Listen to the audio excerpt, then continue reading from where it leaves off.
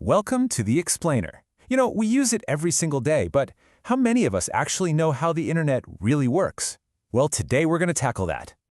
Okay, so let's just dive right in. Have you ever stopped to think about this?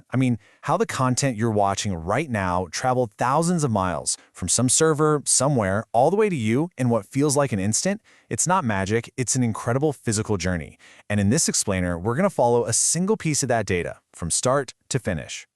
All right, so our journey starts in a place that network engineers like to call the last mile, which honestly is a bit of a funny name because it's really the first and the last mile of any data trip.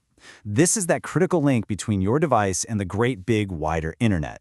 At its most basic level, your smartphone, your computer, whatever you're using, it's really just a super sophisticated two-way radio. It doesn't matter if you're on Wi-Fi or cellular, that very first step of the journey is wireless. It's all happening on radio waves, sending and receiving information through the air.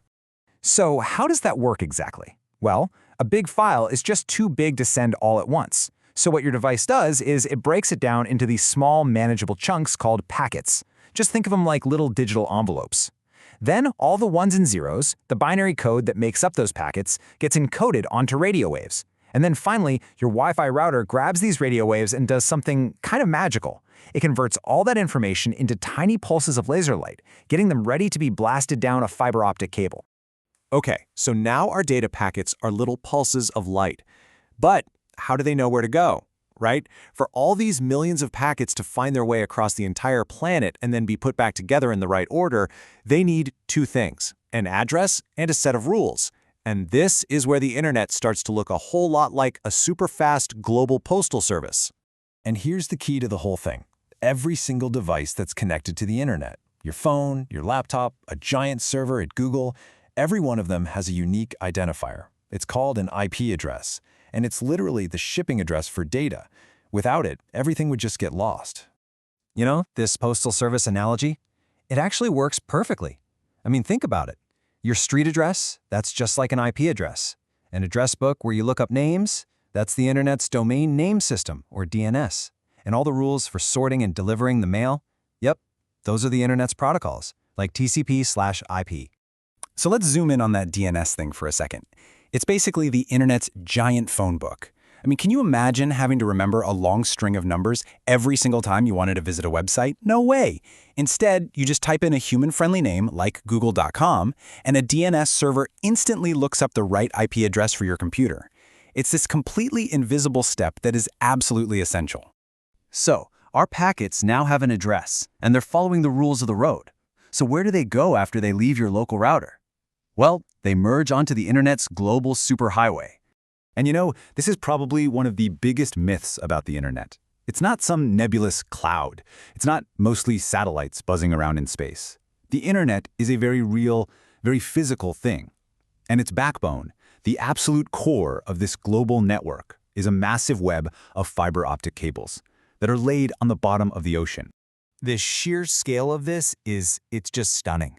There are over 400 of these submarine cables crisscrossing the globe, and inside them, our data travels as pulses of light through fiberglass strands no thicker than a human hair. And get this, laying just one of these cables can take a specialized ship over 2 months.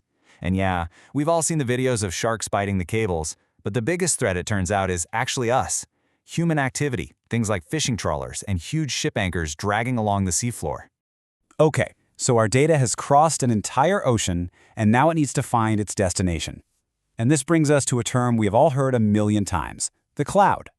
If the internet's backbone is on the ocean floor, where in the world does the cloud actually live? Well, the first thing you need to know is that the cloud is not some mystical, floaty thing up in the sky. As one of the experts we looked at put it, really, the cloud is a marketing term. So what's it marketing? It's pretty simple, actually. A physical data center. A gigantic, real-world building just packed with rows and rows of powerful computers we call servers. This is where your emails live, your photos, this very explainer, all of it. So the file that you just requested is sitting on a solid-state drive inside one of these servers. Your request, which traveled through the air as radio waves and across the ocean as light, finally arrives at that data center. The server finds the file, chops it up into packets, slaps your IP address on them as the destination, and sends them right back on their return journey. back through the cables, to your router, and finally reassembled on your screen. And it all happens in a fraction of a second. It's amazing.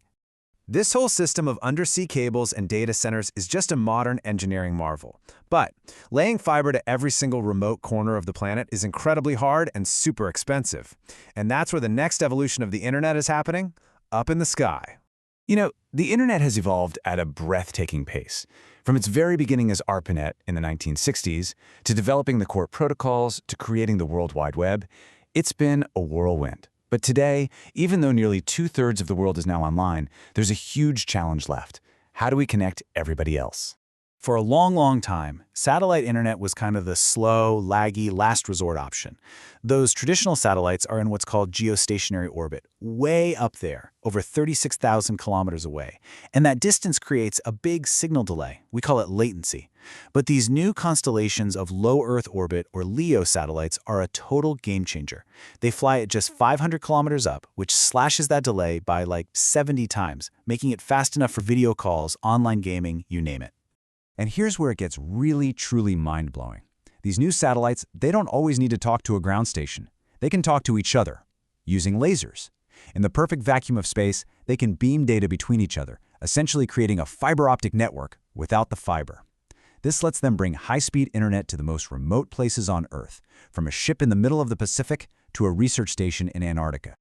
You know, even one of the fathers of the internet, Vint Cerf, he thinks we're just getting started. He literally said, "You haven't seen anything yet."